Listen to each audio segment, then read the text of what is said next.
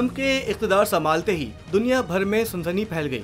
America के मुख्तलिफ ममालिक के साथ रिश्ते कमजोर पड़ने लगे। ट्रंप इंतजामिया ने ईरान पर मजीद पाबंदियां आयद कर दी।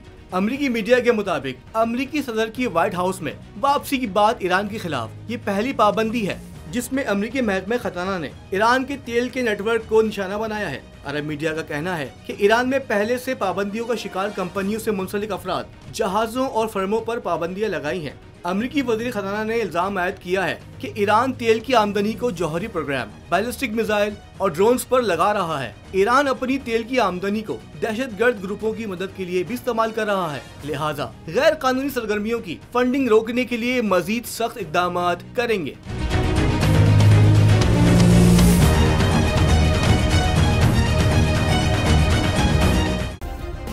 सब्सक्राइब करें और बेल दबाएं ताकि कोई खबर रह न जाए।